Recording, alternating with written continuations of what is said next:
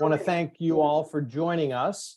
This is our spring edition of an international program update.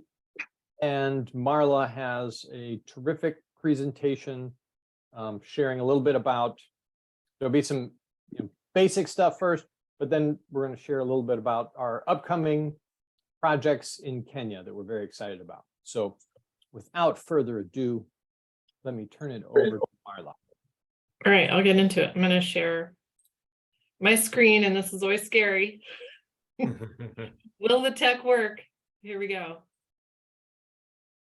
All right, how's that look? Looks good. First slide. Okay, yay.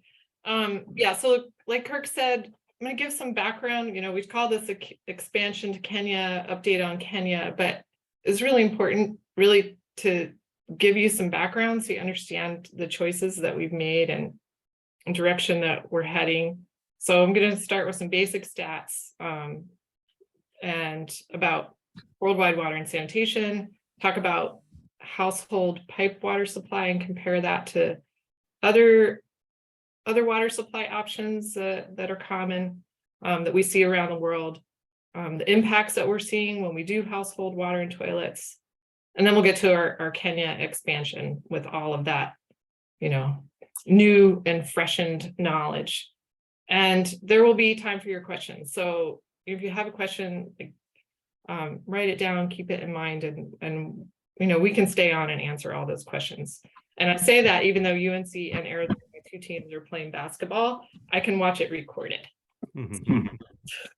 So here we go. The 2 billion people around the world don't have access to safe water.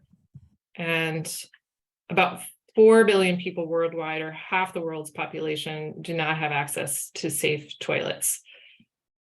And the lack of these basic necessities causes the deaths of about 1.5 million people each and every year. This is more than from wars or earthquakes, more than malaria and HIV/AIDS combined. And in addition to this huge, huge mortality rate, repeated bouts of diarrhea mean that children experience malnourishment, cognitive challenges, and stunted growth. And the lack of access to clean water has a disproportionate impact on the lives of women and girls because collecting water takes time. And 200 million hours are spent each and every day traveling to water sources, waiting in line, and carrying home these heavy loads. It's estimated that 100 million children, mostly girls, receive no education at all, mainly because they're carrying water. And this is just obviously a colossal misuse of the valuable potential of these young women. So we talk about the cycle of poverty a lot at Water1st, and this is why, because time spent gathering water represents lost opportunities for women's employment. And people have tried to estimate this at $260 billion is lost globally each year because women are carrying water instead of doing other incomes that are doing other things that can earn an income for their family. So, in the US, we're only dimly aware of how clean water fostered progress for our for the people that came here before us. So just over 100 years ago in the United States, child death rates were as high as they are now in much of sub-Saharan Africa. So this is a graph of child death rates from the Centers for Disease Control, child death rates in the United States, starting in the year 1860.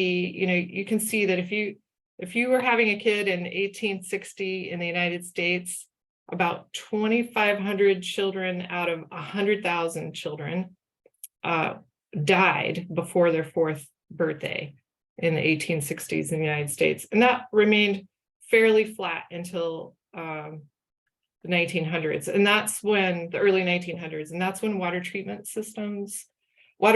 and sewer systems, so water treatment in the form of chlorination, and sewerage systems were introduced into American households.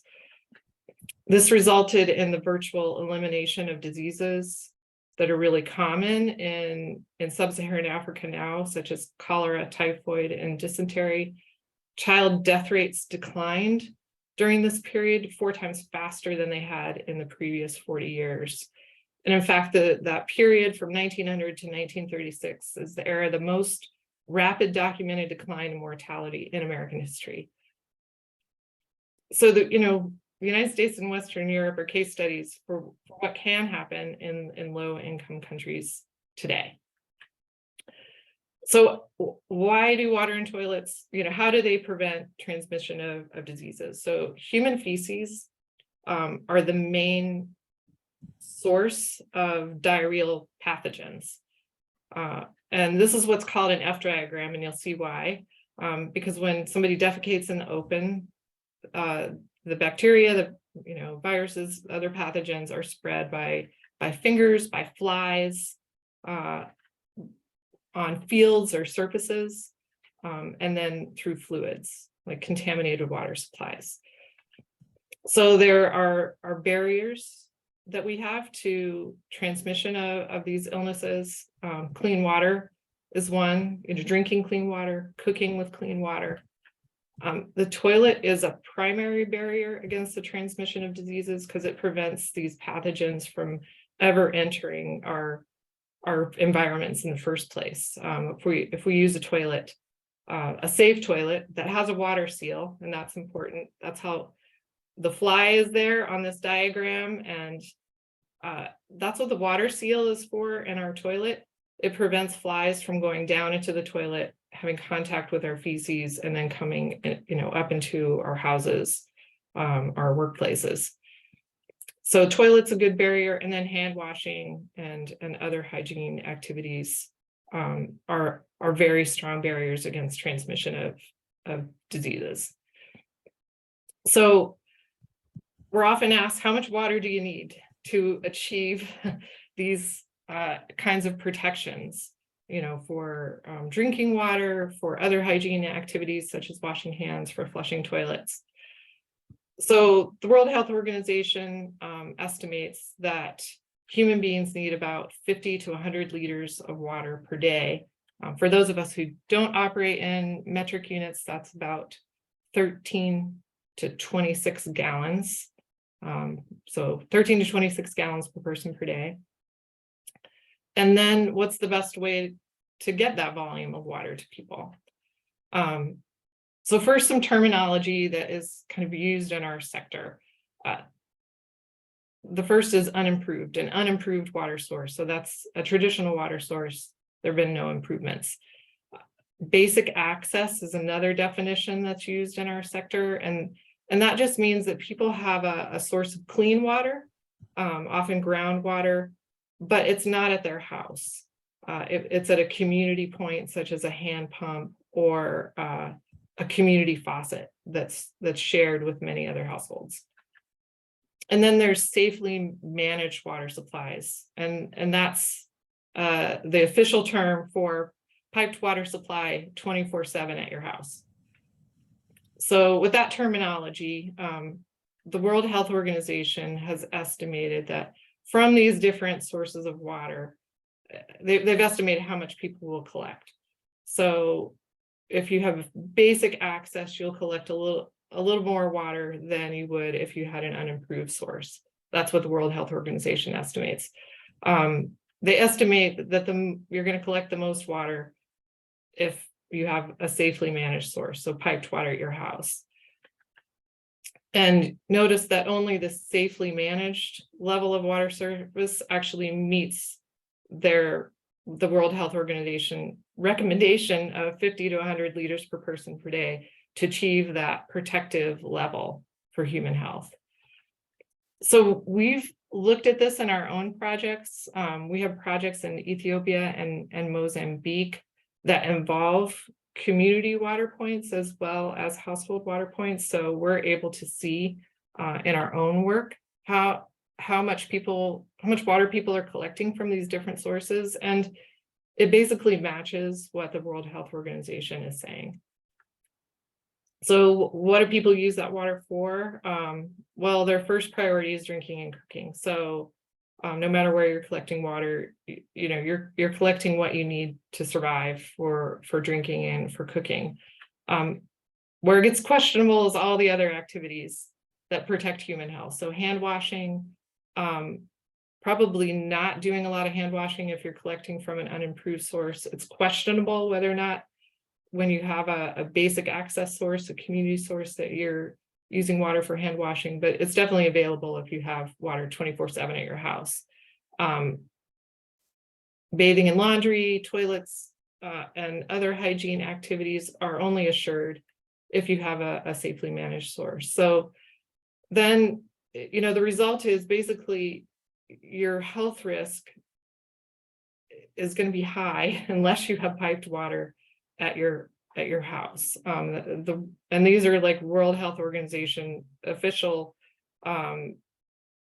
declarations of health risk, that you only hit the low level when you have that 50 to 100 liters per person per day range. So if somebody does have a hand pump or you know, a community water point, what this means is that for a family of 5 to achieve the World Health Organization recommendation of 50 liters per person per day, they would have to make 13 trips to a shared water point each and every day. And they're just not going to do that. They don't have enough time to invest 13 trips a day in water collection. So even with all of that knowledge, one of the most common questions we're asked is, why not hand pumps? You know, why aren't you doing hand pumps? They're a cheap and simple solution, and they're very common. So about 60,000 hand pumps are installed across sub-Saharan Africa each and every year. And 30 to 40% of those do not work at any one time. More often than not, these broken hand pumps are just abandoned. So they fall into disuse. And over the last 20 years, this represents a loss of investment of more than $1.2 billion. And here's what I think. This is why the hand pumps aren't getting repaired. Because for most people, hand pumps don't solve their biggest problem. And that's time and energy spent collecting the water that people need. So when a hand pump stops working, users have very little incentive to fix them. So in conclusion, toilets and hand washing are the most effective tools that we have to prevent disease transmission. And these activities are only made possible when water supplies are provided at the household level. 88% of diseases and 50% of child deaths worldwide can be eliminated through safely managed water and toilets. And women and girls benefit at higher rates and in unique ways from safe water and toilets. The percentage of households using piped water is associated obviously with a lower prevalence of diarrhea, which is then associated with lower absenteeism from school and higher school enrollment, especially for girls. And educating girls, you know, I can't emphasize enough the benefits that it has to society as a whole. More educated mothers have better health care, they marry later, and they're significantly more likely to use contraception to space their children. They have better skills for obtaining and evaluating information on healthcare, on disease prevention, on nutrition. They earn higher incomes, and they're more likely to recognize the advantages of educating their children. So this is the definition of breaking the cycle of poverty. So Water1st is redefining what is possible, and also what is now the minimum acceptable solution to this problem. And we are one of the few organizations in the world with an approach that actually matches the United Nations goals. So for those of you who haven't heard of this, the United Nations has established 17 what they call sustainable development goals. You'll hear them called the SDGs. And there's a lot of goals on a lot of topics, all relating to peace and prosperity for our shared planet. And SDG target 6.1 has to do with safe water, and it aims for everyone to have access to safely managed drinking water, which is what we've talked about before. It means clean water source at the house with 24/7 service. So our approach, it's based in science. This is based on our own experience. Every Water1st project has household level piped water for a sink, a place to bathe, and the ability to flush a toilet, so that you have that protective water seal that has the added benefit of not smelling too. And anybody who's gone to a pit toilet in a national park in the summertime knows how important not having flies and not having a smell is. Every project serves the entire community: homes, schools, health clinics, community centers, and every project is it's community managed, so that users can operate and maintain their water systems in perpetuity. And since 2005, we've completed, our new numbers are, we've completed 4,352 projects. They're now serving more than 270,000 people with safe water in their homes. And just with our, small but mighty nonprofit, that we're having a huge impact. So when we look at all of our projects that we've completed since 2006 through our locally based partner organizations, over 100 million cumulative hours of water collection time have been saved as a result of these projects. And even at the most conservative labor rates, that's worth over $70 million. In Kaundia, Bangladesh, medical expenditures spent on water and sanitation related illnesses have been reduced by 95% because families had access to piped water and flushed toilets. We've seen impacts in schools in Honduras and Bangladesh. In San Pedrito, Honduras, third grade enrollment increased from 40% to 100% because a water system was completed. And in Pampara, Bangladesh, school enrollment for adolescent girls, so girls who are menstruating, increased by 20% when a toilet was built at the school.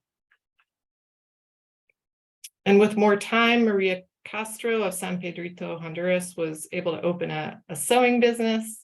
Her neighbor opened a small grocery store.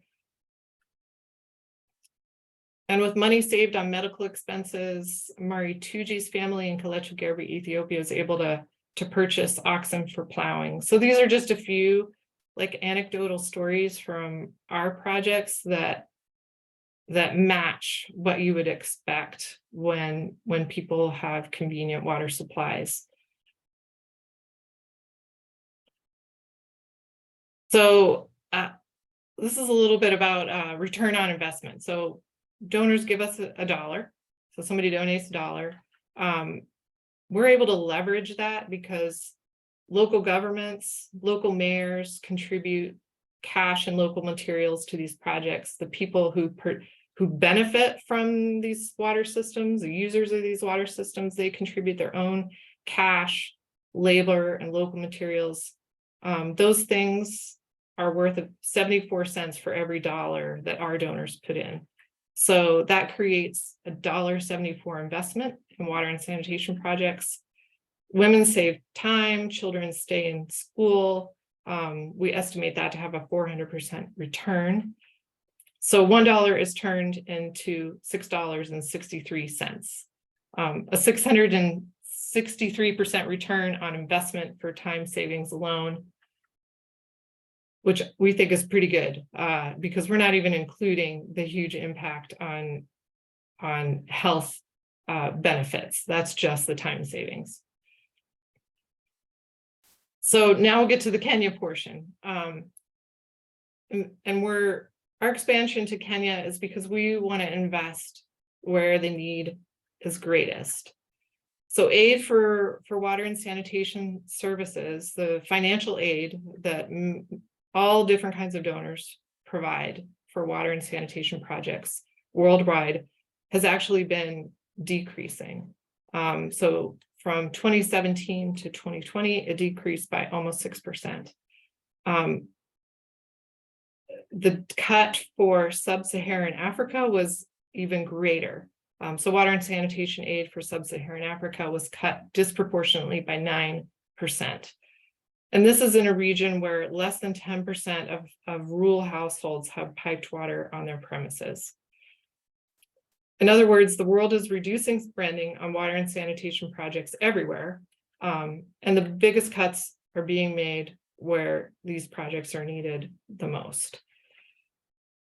Water1st is going the opposite of that trend. We're actually increasing our investment in sub-Saharan Africa. And that's because we remain steadfast in our mission. We want to ensure that everyone in the world has access to piped water and toilets.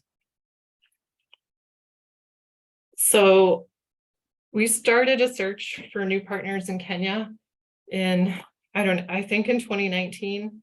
The pandemic slowed this progress on finding, we were looking for partners all over sub-Saharan Africa. We ended up identifying last year 2 new partners. They just both coincidentally happened to be in Kenya. We were searching for one partner. We ended up with a tie. We decided that we wanted to fund them both. We had faith in the Water1st community that we could take this on, and we felt like both these organizations deserve to be funded and we're going to be very successful. So on the right-hand side of the screen, you can see the 2 counties where these 2 different organizations are working in Western Kenya. We're about to start a project in a community called Imukoye. This project will be a protected spring with a solar pump, an elevated tank. It's going to benefit about 100 households and a school. All the houses are going to get water sealed toilets. They'll have, a place to bathe, a shower, a faucet at every house. The school will also have water sealed toilets and hand washing facilities. The community will get extensive training and technical and administrative aspects so that they can own and operate this project on their own. Construction will begin soon. We're still finalizing details and budget with our new partner. And it's a big project, so we expect it to extend into 2024 and finish up sometime in 2024. Total budget for this project is now at, I think, $260,000, but it's still in process.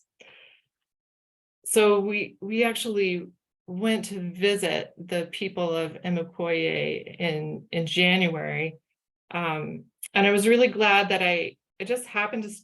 I thought I'm just going to record what the women are saying. So I'm just going to share with you this short video. It's about 2.5 minutes so that you can hear Frida, who's pictured here, and just hear her words for yourself. All right, and here's another time where I hope the tech works. So let me know if you can't hear this video.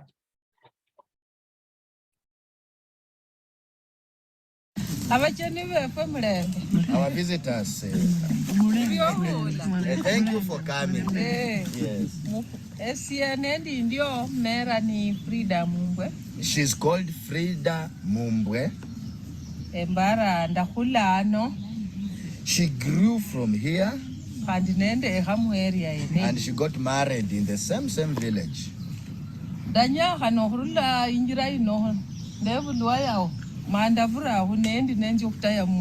She was born in that homestead and she used to pass this road going to the spring.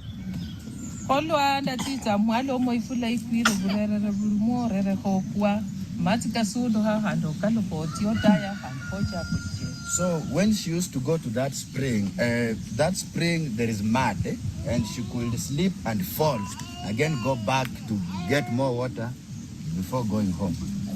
Khwalinji mokhandi nde mama undo mulema yalangwa ndezo na yarilangalia. They used to have a certain woman who used to be lame. She used to come from neighborhood here. Olwendia mwale nyola yesali molano kabide mukhonya keke kana eyira kumulima imukulu atie kona skande ngalishaka. Most of the time she used to go to the spring. She could find that woman there. So it was her duty to assist that woman to get water upstream before going to fetch her own water.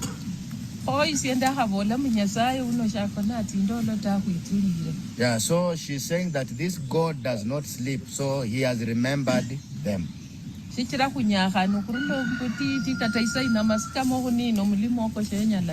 has suffered since she was young, and in fact even now her niece cannot go for that water currently. So she's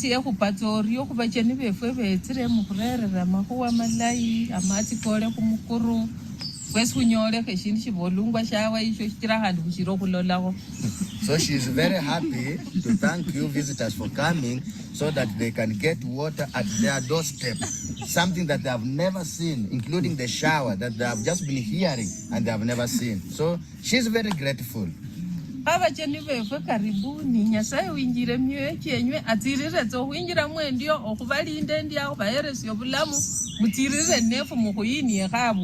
So our visitors welcome so much the God who has entered into your hearts to continue being with you, give you good health so that you may continue helping them. And you have removed them from a very slavery condition to now to freedom.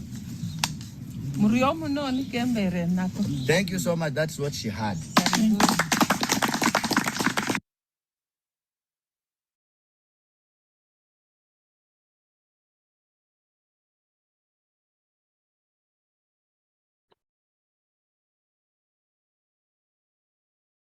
Okay, so the second project that is under construction now is in another village called Kokelo.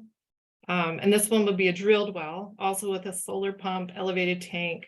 It's going to serve 148 households and a school, and with similar, facilities and training. And construction is underway now, and we hope that it's completed.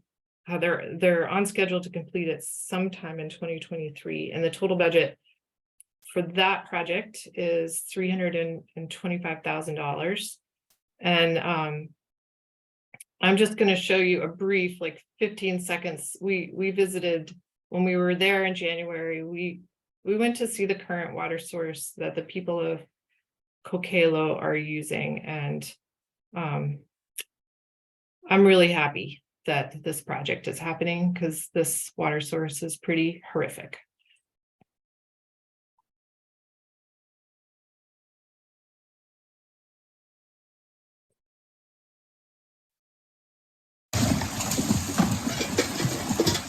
So when you're sent water is another opportunity.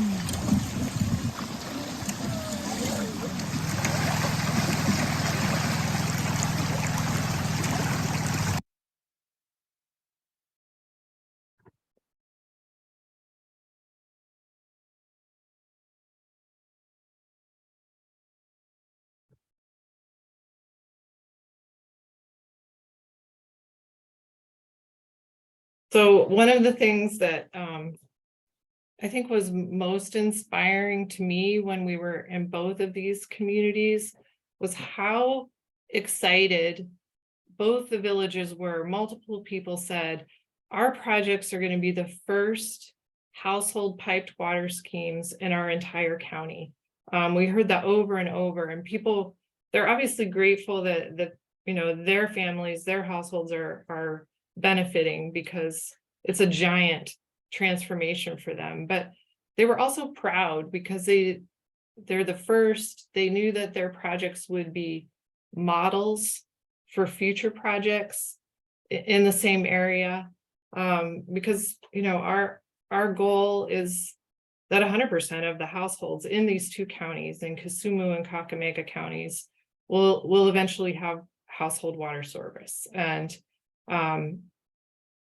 you know, we'll do that as fast as we can. Right now, we're at a point where we've identified these partners, and they can grow. As Water1st grows and raise money, they can do more projects.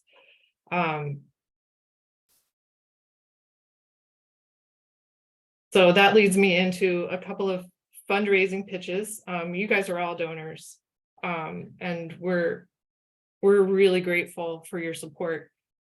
You've allowed us to have a huge impact in all the countries where we've been working. We've learned a lot from our work that has brought us to this point, and we're really proud to be working with these Kenyan partners. So we hope that you'll join us on May 7th at our Carry 5 Walk for Water, either in person in Seattle or wherever you were. You can carry water for 5K in your own neighborhood. You don't have to be in Seattle, and still participate in this event, which is a fundraiser, but it's also a show of solidarity with our you know, partners around the world, with women and girls who are still carrying water.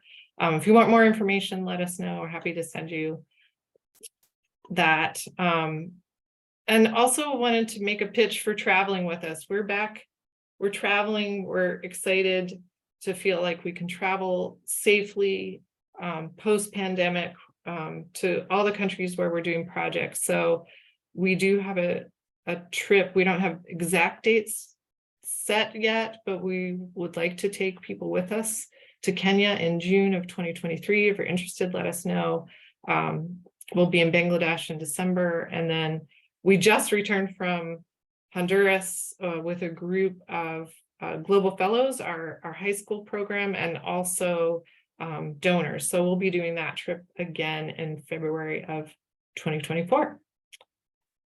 And thought I would just leave Frida's quote on the screen before we head to the Q&A section. So now to freedom with more piped water. Bye.